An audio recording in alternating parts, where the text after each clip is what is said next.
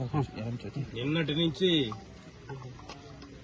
ఈ కృష్ణాపురంలో రామకృష్ణ హత్య జరిగిందని తెలిసినప్పటి నుంచి తెలుగుదేశం పార్టీ రాష్ట్ర జాతీయ అధ్యక్షులు ముఖ్యమంత్రి చంద్రబాబు నాయుడు అయితేనేమి, జిల్లా యంత్రాంగము, ఎమ్మెల్యేలు అయితేనేమి అందరూ కూడా చెలించిపోయి ఇంత దారుణాన్ని ఒడిగట్టిన దోషులను వెంటనే శిక్షించాలా, న్యాయస్థానాలు వాళ్ళకు బెయిల్ ఇవ్వకూడదు, వాళ్ళని అట్లే జైలుకి ఎక్కించి ఉరికంబాలకు తీయాలని చెప్పి వాళ్ళ కుటుంబాలు రోధిస్తుంటే మేము మాటల్లో చెప్పలేక ఓదార్చలేకపోతున్నాం.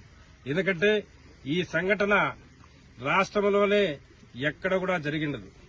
ఎందుకంటే ఒక దాడి కాదు, 2 దాడులు కాదు, 3 కాదు, తల్లి మీద, బిడ్డ మీద, కోడల మీద, కళాకు తండ్రి మీదనే హతమార్చిన వ్యక్తి ఇంత దుర్మార్గుడు ఈ రాష్ట్రంలో గాని ఈ దేశంలో కూడా ఉండేదానికి వీలు లేదు.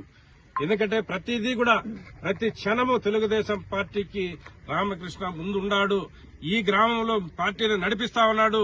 ఆయన అంతమ చేస్తేనే ఇక్కడ తెలుగుదేశం పార్టీకి వేరే లాభం లేదు, లాభం చేకూరదని చెప్పి అదే పనిగా పసిగట్టుకుని ఆ దుర్మార్గుడు ఈ కార్యక్రమాన్ని ఒడిగట్టినాడని చెప్పి దీనికి పూర్తిగా దీని వెనకుండా హస్తము చాలా మంది ఉన్నాయి.